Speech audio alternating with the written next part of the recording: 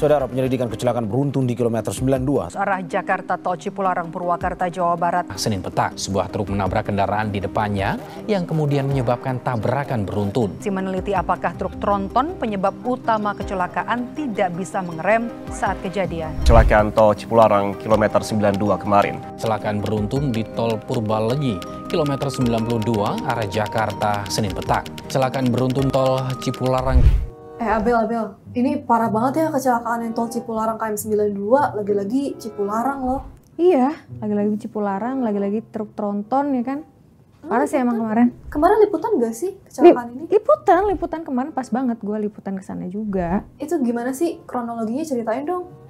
Jadi lo mau tahu kronologinya gimana? Sini gue kasih tahu.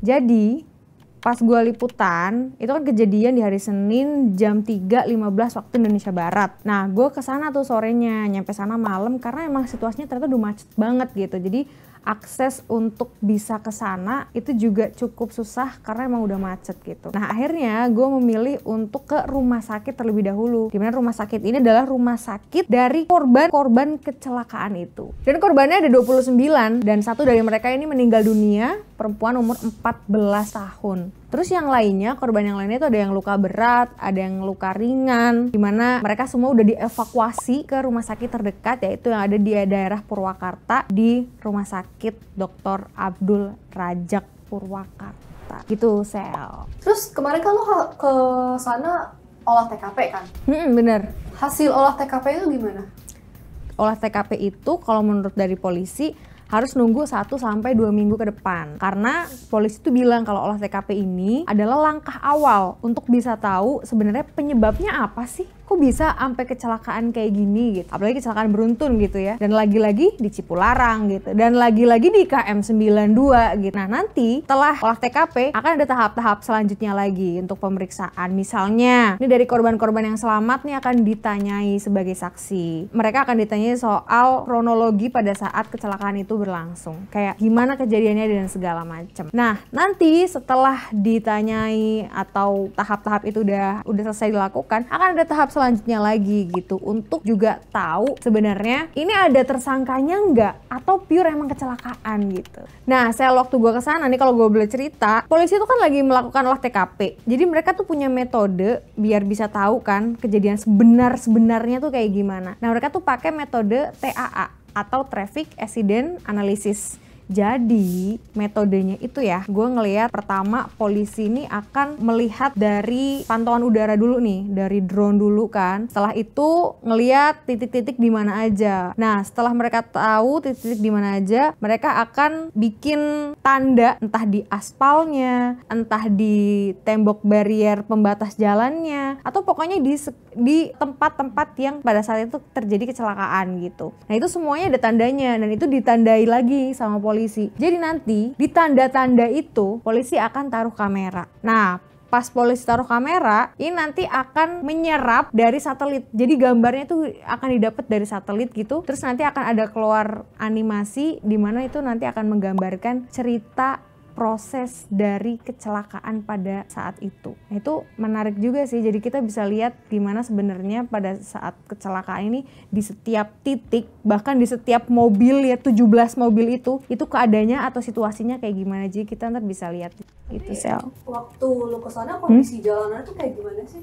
Sebenarnya waktu gua kesana kondisi jalannya kan memang macet ya. Tapi pada saat mau olah TKP itu emang udah disterilisasi. Jadi jalan udah ditutup semua tuh. Udah ditutup semua dari arah Bandung ke Jakarta ini udah ditutup. Tapi dari arah Jakarta menuju Bandung itu emang masih dibuka gitu ya. Jadi ada rekayasa arus lalu lintas.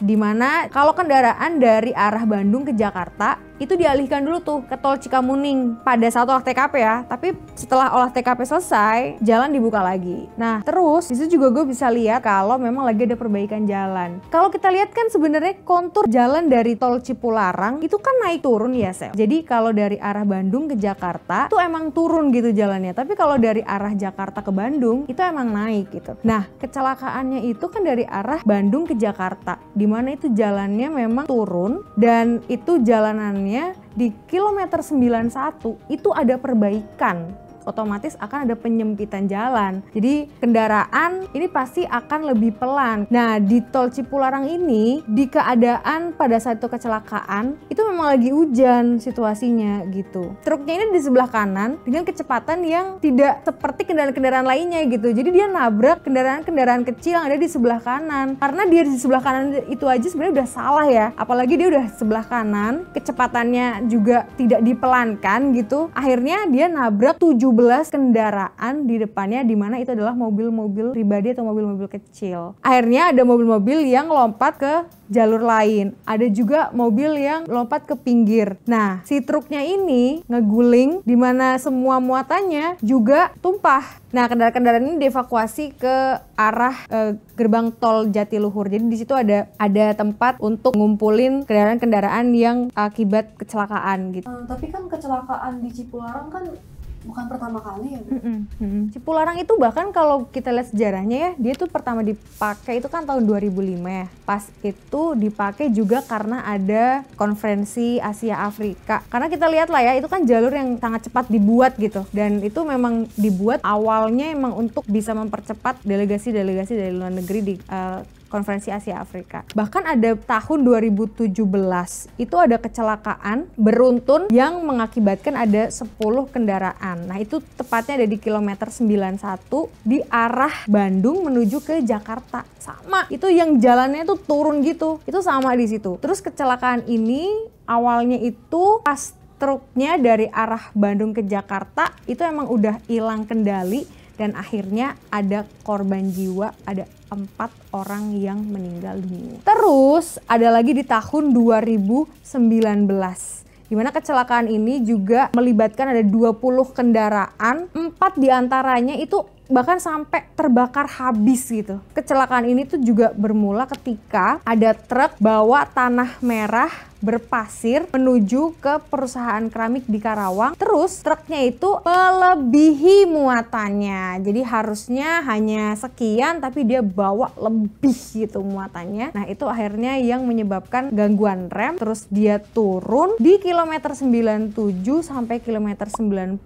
Dia tuh nabrak kendaraan yang ada di situ. Kalau dihitung ada sekitar 20 kendaraan. Bahaya banget, remblong karena muatannya kelebihan. Terus ada lagi nih Sel, di tahun 2021, tepatnya di Oktober, itu juga ada kecelakaan di kilometer 91, masih di tol Cipularang juga. Truk ini dari arah Bandung ke Jakarta, ini juga hilang kendali dan keguling. Itu akhirnya ada korbannya itu 7 orangnya luka-luka dan 1 orangnya meninggal dunia. Jadi makanya kecelakaan di Cipularang ini yang sampai ada korban jiwa tuh sebenarnya nggak cuma kemarin aja, tapi dari tahun 2017 juga udah ada gitu. Nah, yang terbaru kemarin Sel itu ada di daerah Cipondoh, Tangerang, Banten. Ini emang kalau ngeliat tuh emang parah banget ya, karena di supir truknya ini tuh ugal-ugalan banget. Jadi dia tuh nabrak ada mobil, ada motor, dimana sampai ada 16 kendaraan yang rusak akibat kejadian ini. 7 orangnya sampai luka-luka. Ternyata setelah dilakukan tes urin, si sopir ini memang ada positif narkoba. Ini sabu, itu dia. Gimana? Banget sih. Dan emang banyak banget ya kecelakaan ini. Tapi kayak dari tadi kecelakaan yang lu bilang ini ya kayak kebanyakan melibatkan truk ya. Terus emang gimana sih pengawasan dan peraturan soal berkendara tuh? Truk tuh kalau di jalan emang kadang kita ngelihat ya beberapa memang masih ugal-ugalan gitu ya, termasuk yang tadi gue sebutin gitu. Tapi sebenarnya ada aturan di Indonesia yang udah diatur di Undang-Undang Nomor 22 Tahun 2009 soal lalu lintas dan angkutan jalan. Tiap kendaraan itu harus menjalani uji kelayakan kendaraan atau KIR. Nah, uji KIR ini itu kumpulan dari rangkaian kegiatan untuk melakukan uji kendaraan sebagai tanda bahwa kendaraan tersebut layak digunakan secara teknis di jalan raya. Jadi khususnya untuk kendaraan yang membawa penumpang dan juga barang. Sebenarnya sih memang harusnya untuk truk-truk dengan muatan besar itu harus sudah uji kelayakan gitu, apakah dia emang layak apa enggak gitu. Uji KIR ini juga punya masa berlaku. Jadi uji KIR ini harus dilakukan secara berkala. Nggak cuma sekali abis itu udah seumur hidup, enggak. Tapi ini dilakukan secara berkala. Kalau misalnya ada yang nggak ngelakuin uji kelayakan ini, berarti akan ada sanksi yang diberlakukan ke si pengendara atau si pengemudi. Nah, kalau pemerintah serius dalam hal ini, khususnya dari Dinas Perhubungan, itu harus lebih bisa mengawasi kendaraan-kendaraan. Seharusnya sih kendaraan-kendaraan ini juga akhirnya jadi bisa menghindari atau minimalisir kejadian-kejadian kayak misalnya remblong atau ternyata ada hal-hal yang dari komponen truknya itu nggak berfungsi. Nah, ini dari uji KIR ini bisa tuh ketahuan truk mana nih yang boleh jalan, truk mana nih yang nggak boleh jalan, truk ini kurang A, truk ini kurang B. Jadi ini layak nggak ya jalan? Nah, ini truknya layak nggak ya dengan muatan segini tuh jalan gitu. Nah, itu harus diperhatikan banget untuk bisa meminimalisir adanya kecelakaan dan bisa merugikan semua yang ada di sekitar jalan itu. Tapi sebenarnya nggak cuma kendaraannya nih, pengemudinya juga tuh harus diuji coba karena gimana pun juga dia yang mengemudikan di truk atau kontainer itu. Nah, jadi itu juga perlu ada pengetatan uji SIM pembawa kendaraan bermuatan atau SIM B. Ini penting banget. Kalau misalnya kita bawa kendaraan pribadi sama kendaraan bermuatan berat, itu udah jelas beda banget gitu. Kalau kendaraan pribadi atau kendaraan biasa yang kita pakai kemana-mana, itu kan pasti akan beda komponennya dengan truk gitu, dengan tronton, dengan muatan berat gitu. Sedangkan kalau muatan berat ini harus seperti apa? Nah, uji-ujian kayak gini itu harus diperketat. Jadi nggak bisa sembarangan orang yang biasanya cuman bawa atau mengemudikan kendaraan pribadi terus tiba-tiba langsung bisa mengemudikan kendaraan bermuatan. Ini nggak boleh. Nah, ini benar-benar harus diuji biar semuanya lebih aman atau lebih safety pada saat dia berkendara atau dia mengemudikan si truk atau tronton ini. Ada lagi juga yang harus diperketat yaitu adalah pengetatan truk odol atau over dimension overloading. Nah, lihat kan lo pasti truk-truk yang muatannya tuh penuh banget, misalnya dia harusnya cuma bawa 1 ton bawanya 3 ton gitu. Itu sebenarnya udah overload gitu, dan itu sebenarnya sangat bayangkan itu nggak boleh ya, karena sebenarnya ada aturannya nih untuk truk odol, dan ini udah diatur di Peraturan Menteri Perhubungan nomor 60 tahun 2019 tentang penetapan, terus juga ada di Undang-Undang nomor 22 tahun 2009 tentang lalu lintas dan angkutan jalan. Terakhir ada juga di Peraturan Pemerintah nomor 55 tahun 2012 tentang kendaraan yang mengatur batasan muat dimensi kendaraan. Ingat tuh, jelas kan, maksudnya udah ada peraturannya, bahkan peraturannya itu udah dimuat di undang-undang. Jadi implementasinya atau pengaplikasiannya tuh kayak gimana gitu. Jadi dari pemerintah harus bener-bener ketat, dari pengemudinya juga harus nurut. Jadi nggak boleh tuh tolonglah apa, nggak bisa, karena ini menyangkut dengan nyawa seseorang. Jadi